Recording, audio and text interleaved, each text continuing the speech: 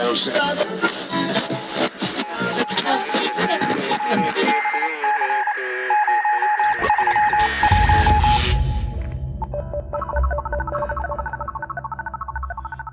the podcast doors, Hal.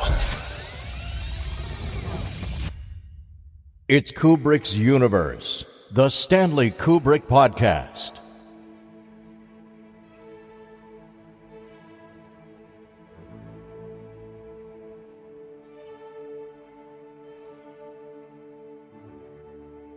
Hey everyone, and thanks for tuning in once again to Kubrick's Universe. This is our first episode of 2023, and we are now into our 6th year of doing this show. Time flies when you're having fun and talking Stanley. As you know, we have been celebrating 50 years of A Clockwork Orange with many great guests throughout 2021 and 2022, including Droogs, Malcolm McDowell, and Michael Tarn, actresses Gillian Hills and Shirley Jaffe, as well as experts and academics. So we now turn to the fans of the film, the man on the street, and a sampling of the people who took something from the film personally, the film buffs, who include this in their favorite films lists. We have a great selection of reminiscences, remembrances, thoughts, and lasting impressions of A Clockwork Orange from some of our listeners and members of the Stanley Kubrick Appreciation Society, followed by a SKAS ACADEMY Zoom session, which was hosted by Mark Lentz. These weekly discussions on all things Kubrick are open to all. Just Google Meetup, Stanley Kubrick Appreciation Society to find the link and sign up. And away we go. Robert Bellissimo from Toronto, Canada. I first saw A Clockwork Orange when I was, I believe, about 16. And what I remember at first was just finding it very disturbing, which it is. But enjoying it at the same time. Was too young to really grasp what it was about. But just enjoying the film and leaving it at that. And I had a friend who loved A Clockwork Orange, and he told me that it's actually quite funny. It's actually quite of a black comedy. And I was like, how is that a comedy? So we watched it together, and as he was laughing at a lot of the moments, I started to see where the humor lied. And so I was like, okay, well, that was an interesting discovery on my second viewing.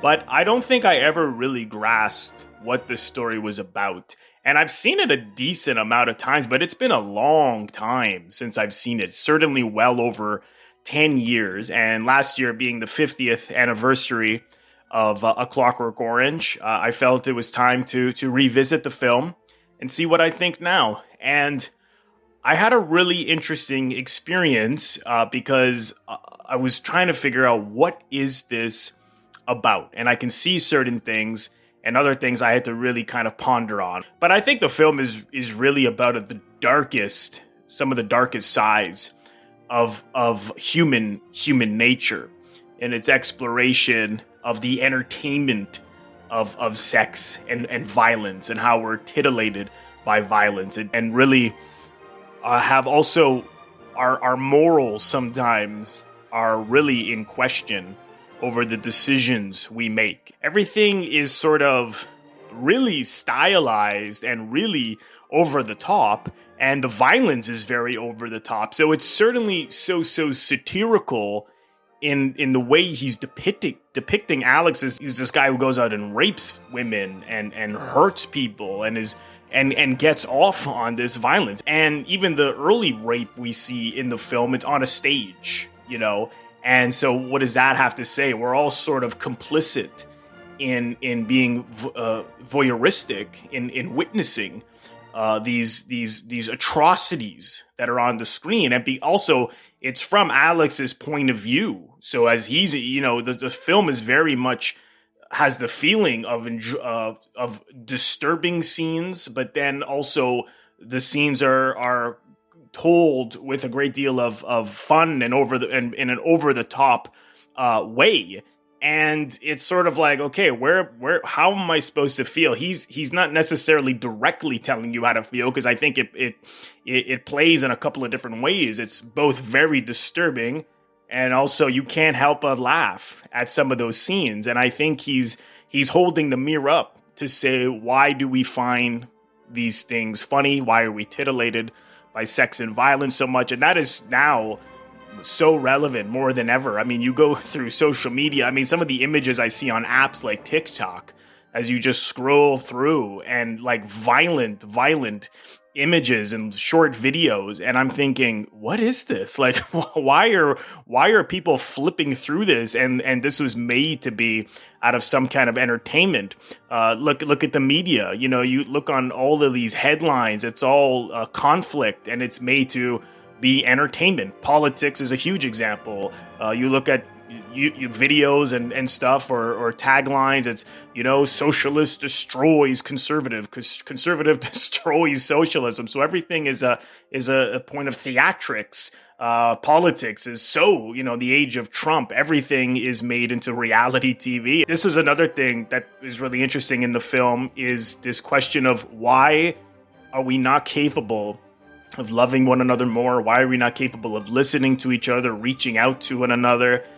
It's as if people have such a hard time communicating, that the only way to solve crime in this film, the government, the only thing they can come up with these overcrowded jails, which is costing the taxpayers money and the government money, is to find some kind of drug or medicine in order to control them, you know, and take out their violent instincts and their instincts to rape women. And basically, so that when they have that instinct, they will feel sick to their stomach, and they will not even try to do it. So and of course the question is, where is the free will? It's an extraordinary film that leaves more questions than answers, and I really, really love it. You can follow my film reviews at youtube.com/Robert Bellissimo at the movies. Thank you. William Duffy of County Cavan, Ireland. Hi there. The Effect, Stanley Kubrick's first viewing of A Clockwork Orange. For me, how do I verbalize? The very first viewing left an impression on me. I viewed it in America. I'm based in Ireland, but I remember for the very first time seeing it when I was in America. I was a working trip in Florida in America way back in the early 90s. I came to it in my early 20s. Most people, or a lot of people, come to it when they're teenagers, or, you know, have a kind of violatory-like experience, an illicit experience watching it. For me, in my early 20s, away from home, around 1990, on pirate tape, because it was still banned. It was banned between, I think, 73 to the year 2000. The ban was lifted in the British Isles around 2000, 2001. And straight out of the gates, there was an instant impression on me, visually, and surprisingly enough, audio. I remember thinking it was very stereophonic, psychedelic. It was, I remember a out of world. It was like watching something made by an alien, by another species from a star system. That's the first thing. I'd never seen anything like it. By that stage, I had seen quite a lot of films. This just was completely out on its own, and there was nothing comparable. I mean, possibly a Fellini film or a crazy Roger Corman film may have touched it, but it didn't even.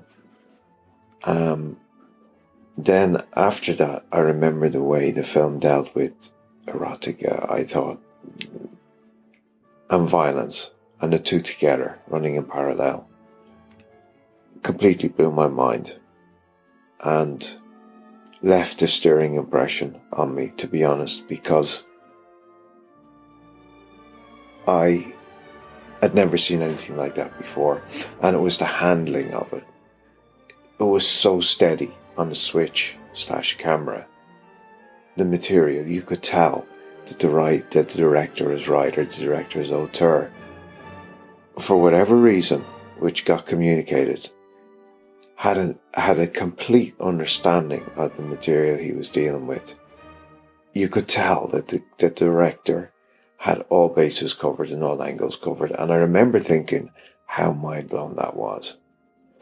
I didn't know at the time Kubrick was not in his early mid-40s at that point, but to think that the scale of the subject matter that he covered in that film, and to communicate to a guy in his early 20s, he had full, total, complete control over it, to me was just absolutely mind-blowing. And that would be the lasting impression when I think back on my first viewing of A Clockwork Orange. An amazing podcast. Keep it up, guys. Brilliant, brilliant, brilliant work. Colin Partington from St. Helens, England. My first memory of A Clockwork Orange was turning on the TV or turning over and noticing Alex having aversion therapy. At first I thought it was real because I was only a kid then, and I watched the rest of the film and it scared the life out of me. I forgot about it for years, and then when I started looking at Kubrick's films a little more, I realised he directed it and it all kind of made sense. The film still scares me, but it's a classic. I love it. John O'Donnell of Dublin, Ireland. Hello, Kubrick's Universe. My name is John. My relationship with A Clockwork Orange is probably a little different than most others. I grew up in Dublin, Ireland, where A Clockwork Orange was famously banned. On a side tangent, A Clockwork Orange was rejected by Irish film censors on April the 10th, 1973. That's 2 years after it premiered in London in 1971. Even though Ireland and UK are grouped together as a film territory, but by 73 the controversy was well known, so the Irish film censor outright rejected it. But under a law, a banned film can be resubmitted for censorship after 7 years. But by then, Kubrick had the film banned in Britain, so Warner Brothers did not bother with the Irish territory. So I've always been into movies my entire life, and they've normally been limited to renting movies in my age group. Any films for another audience I did own as a kid would have more likely been recorded off the television or purchased from the car boot of a videotape guy who would pull up to our council estate weekly. I never really had a choice until the DVD format came out and I had a little job serving tables in a local pub. I'd actually buy DVDs in Virgin Megastores, so it was probably around 2002. The only director I would have ever followed up until then would have been like Spielberg and Tarantino to an extent. I grew up thinking that you'd follow Michael Myers film to film rather than follow John Carpenter. But I did know the image of Alex way before I even knew it was a movie. I could have been a band logo for all I knew at the time. But I purchased this cardboard clamshell with a blue bar with a white headline saying the Stanley Kubrick Collection. Stanley Kubrick's Clockwork Orange. The title did not actually have the letter A at the start of it. It just looked so iconic to me, and it had a age 18 rated. And as I said, I was 14 at the time. And I looked pretty old for my age, but even buying it, I felt like I was doing something I shouldn't have been. 18 rated, and it didn't look like a horror movie, so I was hoping maybe a bit of nudity or something, some curse words. So I put that DVD on as a boy, and by the time I finished it, I'd become a man. I'd never seen a movie so funny and fresh. And then I found I was like 30 years old. The callback scene with the writer had me gasping. I'd never seen anything like it. I knew Alex was a bad guy, but I was rooting for him every step of the way. Was it Malcolm's performance? Probably. Was it Kubrick's direction? Probably. Was it Burge's writing? Probably. It just all worked perfectly for me. I'd call my friends over and I would introduce them to the film like I was running some sort of grindhouse theatre in my bedroom. It just changed my perspective on like what a movie could be. And even after 50 years, it feels futuristic. Like many before me, I started my own obsession with Kubrick, and I did try to read a novel a few times, but I just can't get my head around it. So for the non-academic, quite like me, the movies will always be there. Would I let my children watch it when they're 14? No way, but if they fall in love with a film, it's definitely something I would like them to experience. Thanks, guys. Next up is the SKAS Academy discussion session, hosted by our very own Mark Lentz. Mark Lentz of New York, New York. I first saw the movie, I took a course on Kubrick. That's how I discovered him in college. And with each movie, we saw them in order. with each movie, I was liking Kubrick more and more. And we got up to 2001. I felt like I was floating. I was levitating. And then we got A Clockwork Orange, and I was very sensitive to violence in movies. And I remember the first part. I really wanted Alex to be the hero of the movie, but he kept doing worse and worse things. And when it got to the home invasion, I was just appalled. It's such a brutal scene. And but the thing that just totally wowed me about it was my introduction to Beethoven's Ninth and Wendy Carlos. The music was just awesome. And when he combines the music and the images together, that's the essence of Kubrick, why I love Kubrick, music and images. And I do remember the highlight of my first couple of viewings was when Alex is beaten up by the old guys, and then the cops come, and there's a shot when he looks up into this white sky, and there's Dim looking down at him. The idea that yesterday's thugs could be today's policemen, really, I got that right in the face. And it was just, I don't think I've ever experienced that kind of shock, surprise in a movie before, intellectual surprise. So that was, and I've gradually become, I still, all the years since, I still am remembering how unpleasant the movie is. You don't get over that. And that kind of comes and goes. I was thinking to myself, why did Stanley have to make this movie? Why did he have to go and make this movie? It really changed my opinion of Stanley at that time. James Robert Sherman from San Francisco.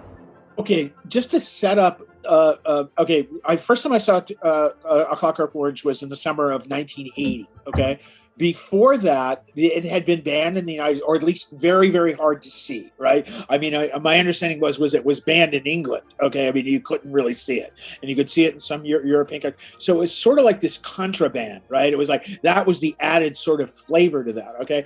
By 1980, I was 18 years old. And so, of course, I had become interested in Stanley Kubrick, and I'd seen, I'd seen all of his films up to The Shining, but I had not seen Clockwork Orange, right? So Clockwork Orange, you actually it was very fun. It was a fun experience, actually, the first time seeing it, okay, was because we had to go, I lived in far Northern California, very small town, and we had to go to Sacramento, which was the next biggest town from us, about 180 miles away, right? And so it was and it was a midnight showing. So all of it had the elements that should appeal to any teenage boy, of a clandestine, of we're going to go smoke in the boys' room type of attitude, right? And so it was fascinating, the whole romantic aspect of actually seeing the film, right? Okay. The first impression that I got was that what I really liked was its pristine perfection, in the sense that it just seemed to pace itself so very well. Okay. And it was a narrative. I think it's one of Kubrick's more direct narratives, in the sense that the story is very direct. I mean, it doesn't have the complications of his later films, like The Shining and Full Metal Jacket and Eyes Wide Shut. Okay. But you see the elements I think he was going to use in that. Okay. When he made A Clockwork Orange in 1971, right? And so the thing is, so I was just struck by every single frame could be something you'd hang on your wall. I mean, literally, I loved, Mark, you mentioned, that great scene where it's Dim and what was his other friend, Georgie and Dim, right? And it was that sort of shock to a certain extent, right? Okay, because and also I share your same revulsion for the home invasion scene. that just was like, there were at moments of that. And I still, sometimes if I watch it by myself, I kind of go through that part. I watch it, but mostly if I'm seeing it again after a short period, I go through that. I actually fast forward because it just so is emotionally, things hit me emotionally very hard. And so it's like, I sort of pass through that, right? So I did share sort of, that same reaction, that same sort of shock, that same sort of helpless anger and frustration and fear and terror. And I still say that sequence is probably the most intense sexual assault in movies, that in my experience and what I've seen, right?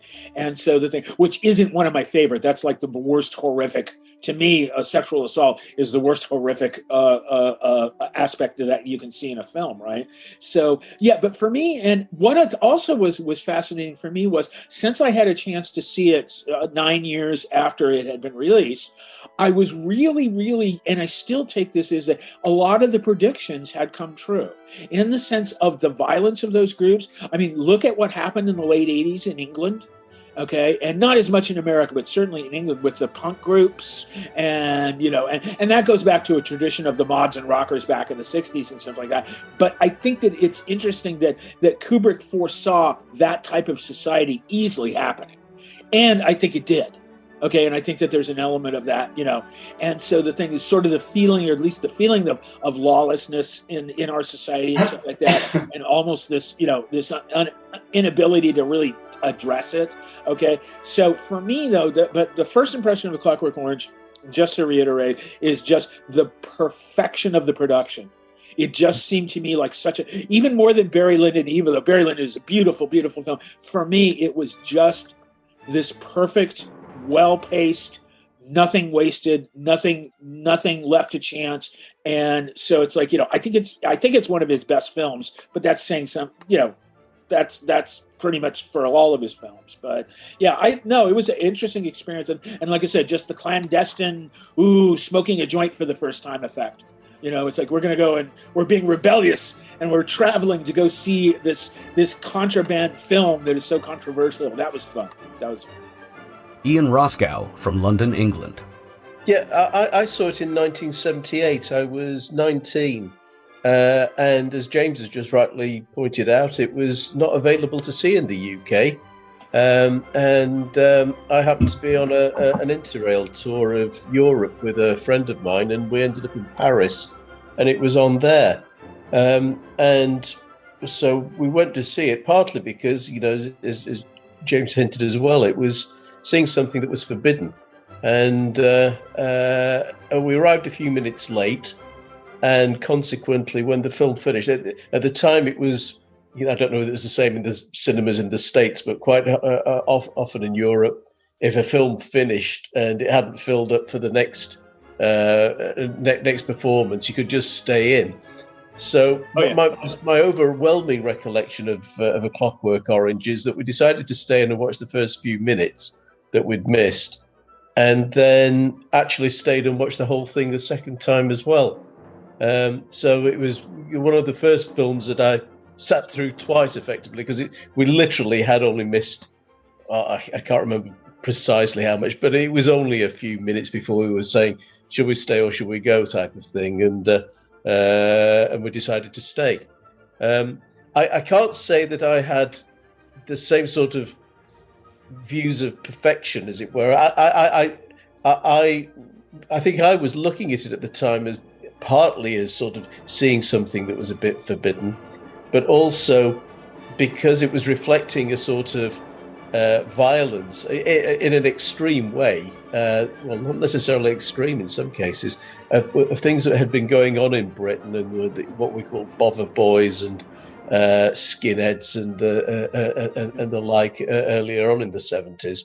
It seemed to be a reflection to a large degree of what was going on there. So I was 19 and not necessarily a very grown-up 19, and I didn't necessarily look at the nuances and the dualities and the various aspects that Mark mentioned about the policeman, the thugs becoming the policeman. That's something that struck me a lot more later on, and how I mean, we could look at the current scenario in Russia, and we've got a thug of a president who, is ostensibly the Alex who's been offered a job in government, on good pay or whatever, and made his way there. I mean, Putin is Alex, but obviously those thoughts would not have occurred to me at the time. But I thoroughly enjoyed it and sat through it twice. Lisa from Washington, D.C. I was also very young when I first saw it, but the general impression I had at the time of Stanley Kubrick is that he was prescient, so that he had a sense of what was coming. And I was really young. I was like 17, first year of college, 18. My takeaway from the movie was, well, I don't know if this is correct, but really my lasting impression of the movie was the violence and the feeling that this was something coming in our social, how can I say this? We were coming into a more violent culture. That was my feeling. That was my takeaway from the movie at the time.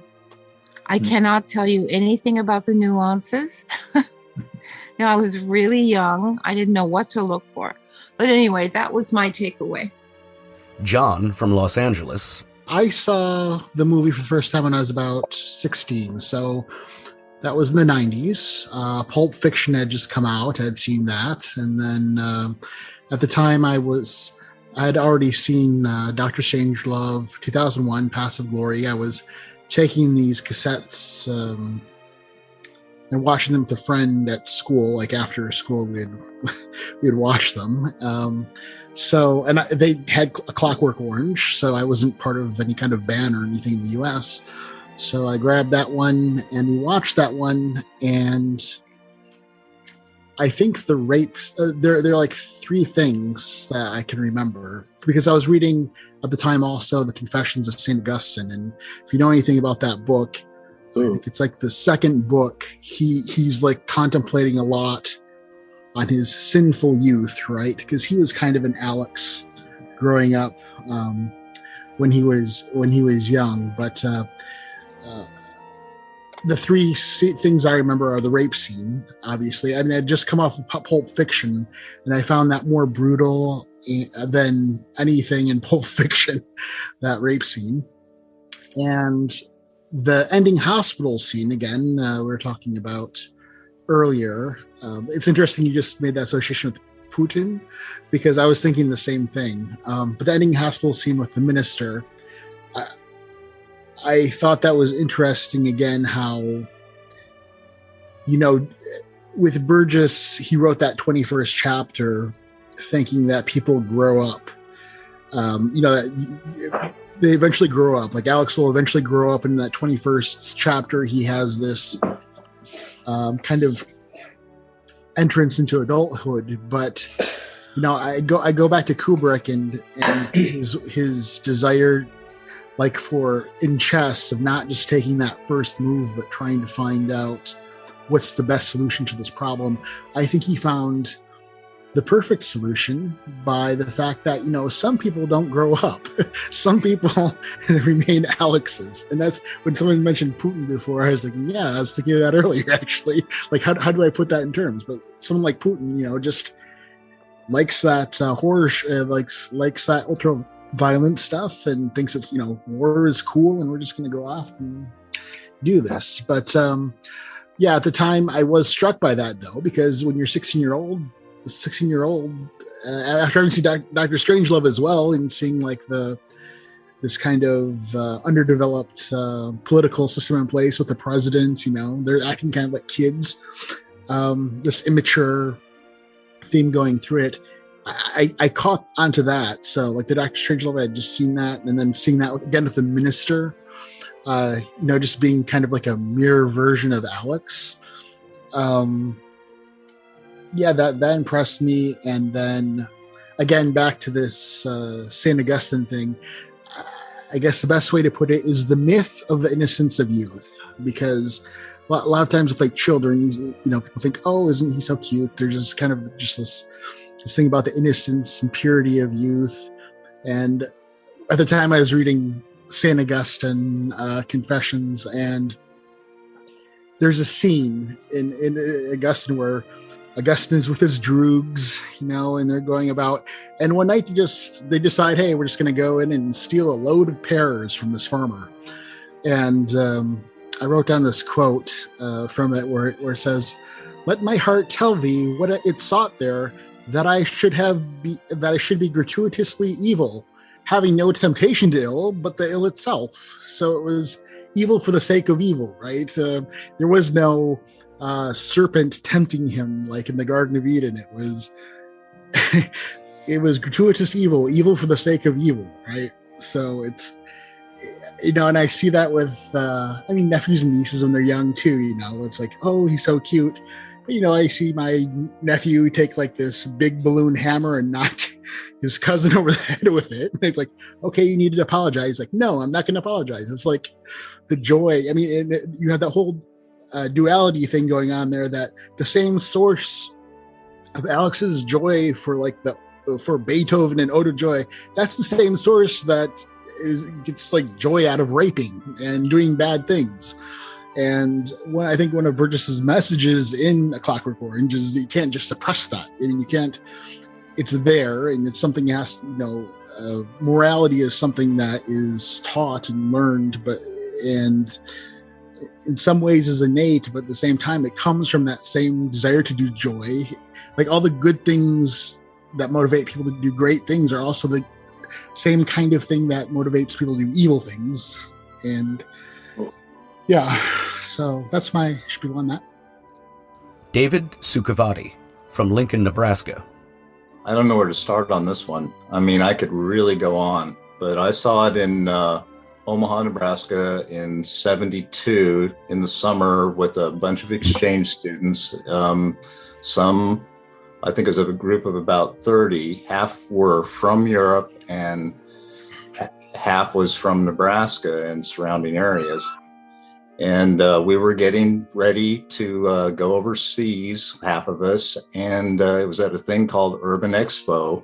So we went and saw Clockwork Orange, and I loved it. I did think it was one of the most perfect movies I'd ever seen. And I was ready for it. The thing is that I'd seen Romeo and Juliet, Franco Zeffirelli's film, and I got into the Shakespeare side of the language so much. So when the NADSAC came along, I loved that. And then I was so much into music and the Beatles and all of that. I thought that the music to Clockwork Orange fit right into that whole scheme.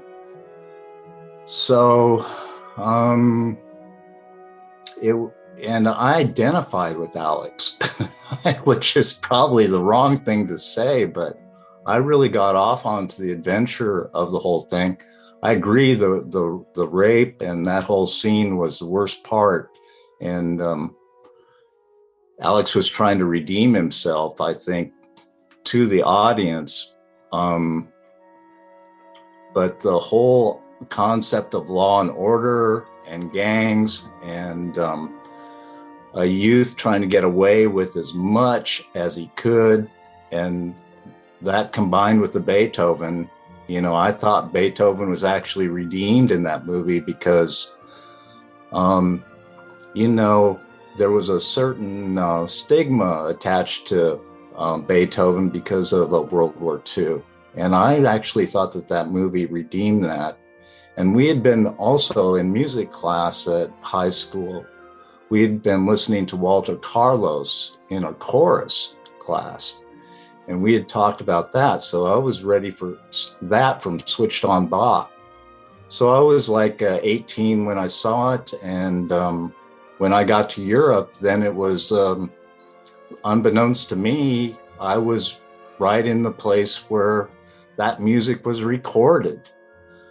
So I was backstage at the Berlin Philharmonic Hall, and I was probably in a place where Alex himself would have envied.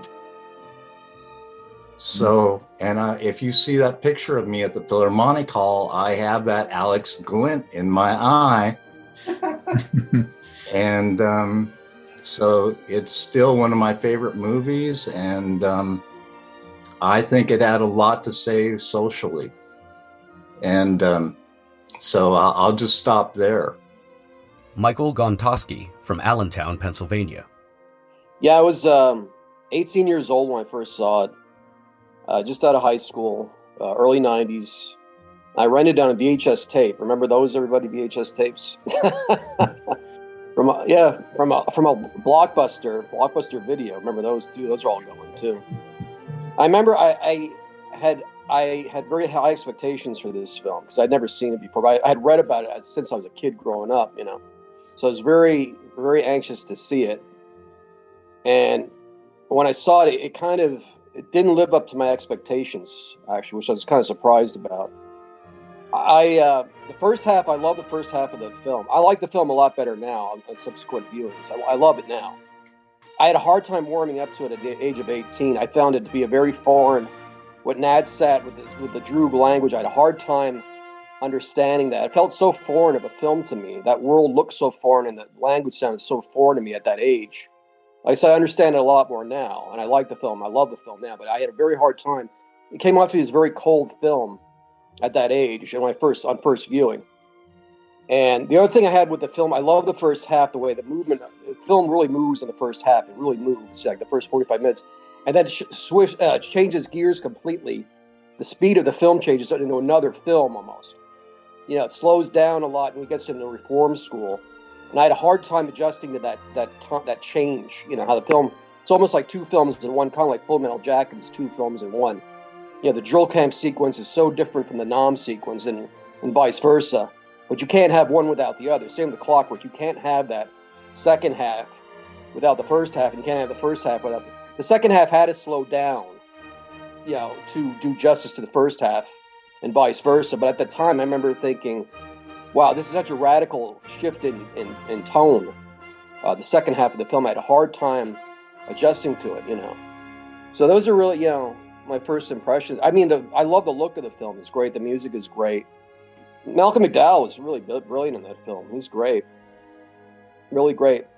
But it was, like I said, the first time it was kind of just that world that Kubrick created was so foreign to me. The look was so foreign that, like I said, the Droog language was so foreign to me. I had not read the book yet. I read the book since, you know. Now, like I said, the film makes more sense to me.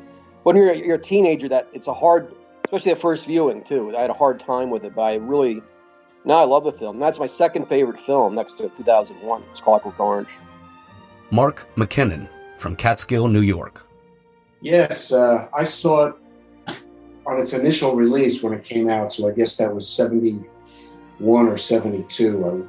I went with my film teacher from high school. His name was Ed Roberts. Wonderful man, very generous.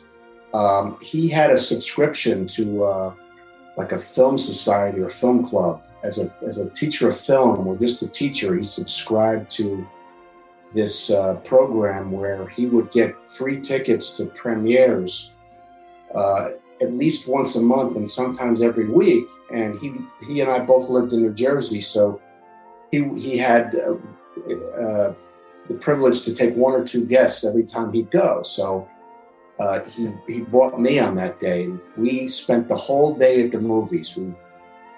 Our initial, what we saw that day on his free pass was a movie called A Separate Piece, which was kind of a melodrama, 1972, I think it was made, 71.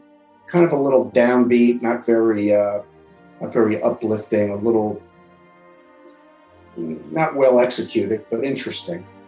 Then we had lunch, and then we went to see A Sorrow in the Pity, a 4.5-hour documentary about the French resistance in World War II. And we were both history junkies. Anything to do with World War I and World War II immediately caught our attention. So we sat through that for 4.5 hours. And when we came out, we made the joke. We didn't know what was more tired, our brains or our butts, for sitting there for so long. We had an intermission, of course, but the material of A Sorrow and Pity is kind of downbeat. You know, it's death, it's tragedy, it's the occupation of a country, it's the Gestapo, the Nazis, Hitler, all that stuff. Not exactly, you know, uplifting, cheery day at the movies. So we left, and then I don't know what we did, but I remember where we saw the movie. It was on 3rd Avenue. I don't know if the cinema is still there. I think it is 3rd Avenue at about 59th or 60th Street in Manhattan.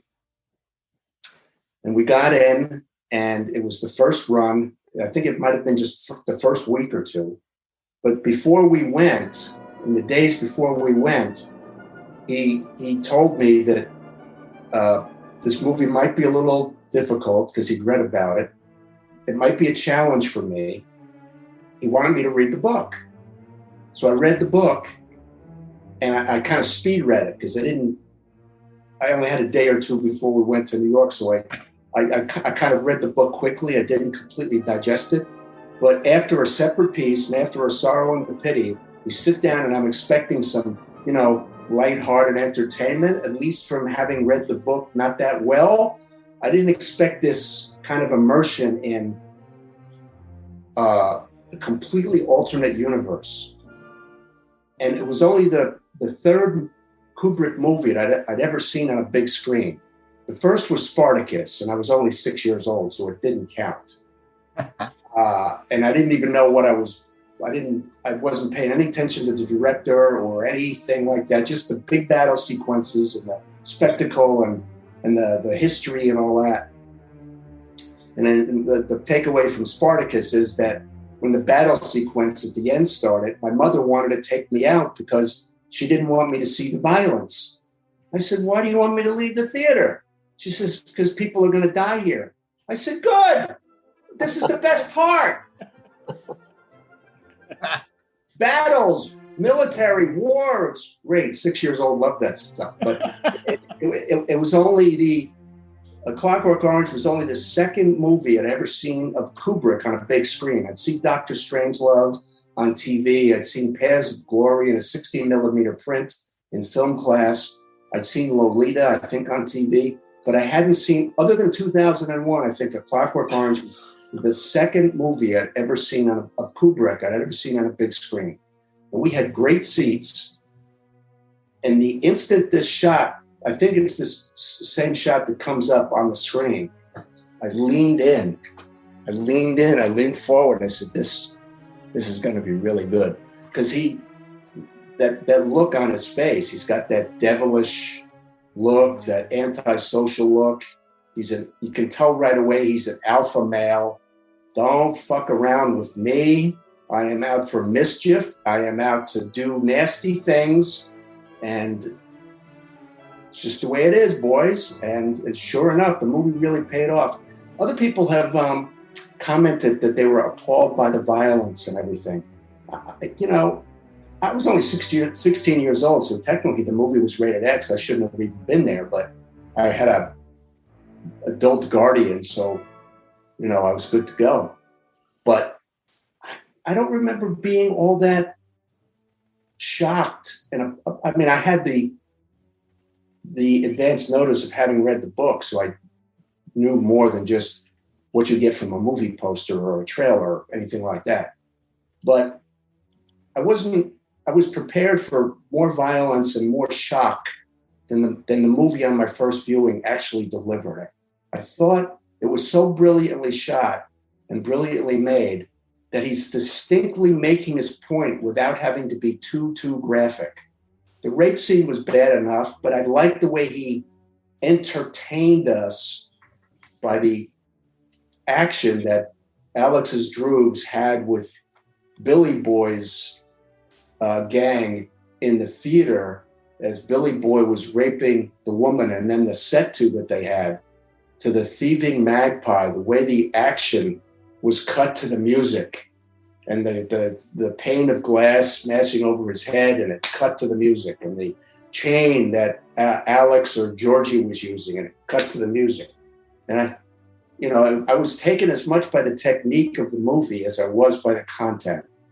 So, it was very entertaining, very brilliant, and I just saw right away it was a completely different way of making a movie, particularly of disguising the brutality of the book and the society without having to be too graphic and in your face about it.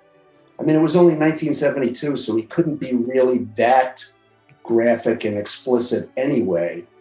But, still in all, it could have been more.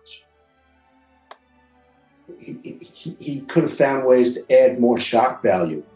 But I think he substituted the shock value for really the dichotomy and the parallel worlds of his story, and the way he got you to root for Alex at the same time you hated him. And that's a real trick, to be able to do that. You want to root for your main character, but at the same time you realize this guy is a real piece of poop. This guy is just out for no good, and he's going to kill a lot of people, but at the same time, you're sympathetic to him and you like him. How does that work?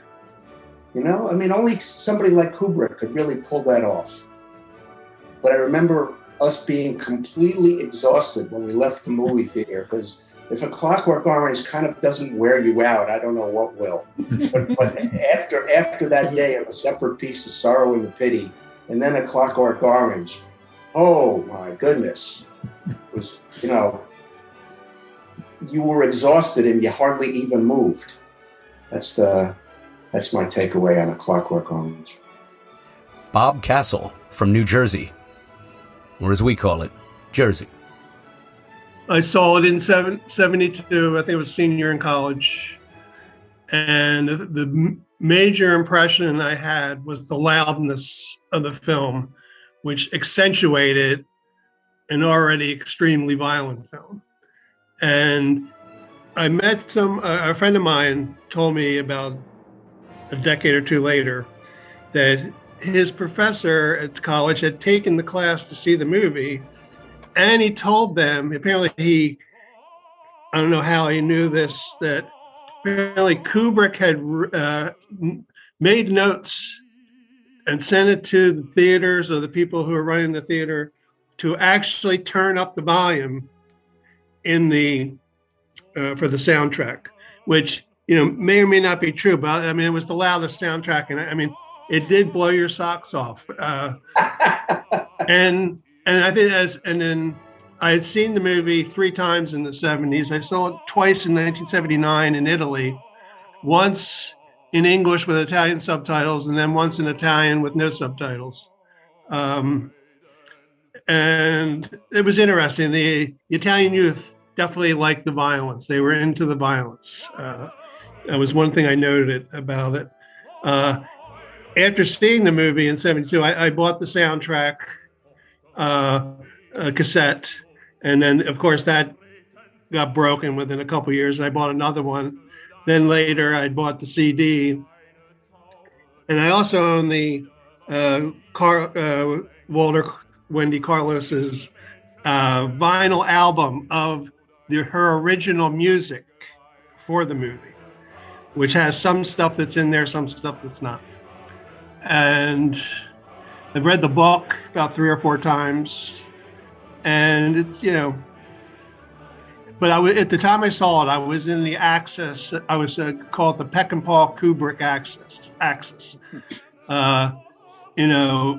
And I think I saw about near the same time I saw Straw Dogs. Speaking of a violent sex scene that could rival the Clockwork Orange, and I thought of another violent sex scene. I can't think of what it is, but anyway, probably best not to think of it. But that was, it was a great time. I mean, it was such great movies. Not long after Last Tango in Paris came out, with another famous sex scene, or many sex scenes. This struck me as a time, and it's probably partly an illusion created by looking back, 40 some years, that an intense period of films that were just, actually probably the most important films that I've seen were probably made back then. And Kubrick's work, sort of is at the height of it. Stanley Dorfman from Wayne, Pennsylvania. In the middle of the film, I found my head spinning around like this, which for me is usually a good sign that I'm seeing something that is shocking my senses, which I really enjoy. So certainly the music in the film gave me a renewed appreciation for Ludwig van. And I said to myself right in the middle of this film, wait a minute, I thought I walked into Love Story. And I had this awakening that it was not Love Story. And back to something that Robert said, those early 70s, there seemed to be a plethora of great films that we're still talking about today, which of course was one of the goals of Kubrick and everything that he did, because he was a true master. He wasn't creating something for the moment. He was creating something. Everything that he created was for the ages. When I walked out of the theater, last thing I'll say about that, indeed, my head did spin, which again, for me is a sign that I really liked it. Doesn't mean that I understood it, which only meant that I would have to see it again and probably again before I would begin to possibly understand part of it. Same thing, same reaction that I had after walking out of 2001 a couple years earlier. And to this day, I just watched Full Metal Jacket again the other night and Eyes Wide Shut again. And I still have the same reaction. Still trying to figure them all out.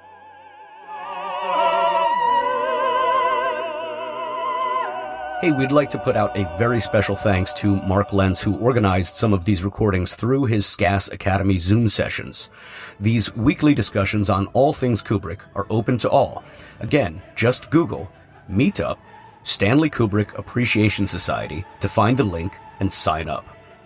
Check out the Stanley Kubrick Appreciation Society, and do check out our YouTube channel, the KU Facebook page and YouTube channel, to check out more content from us.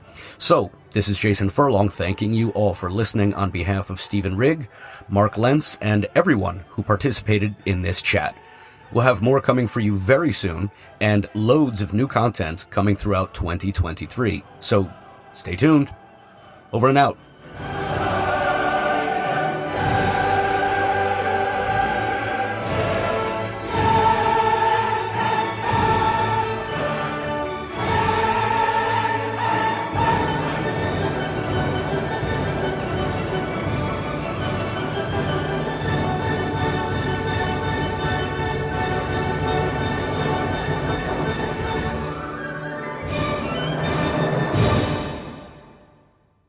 It's Kubrick's universe.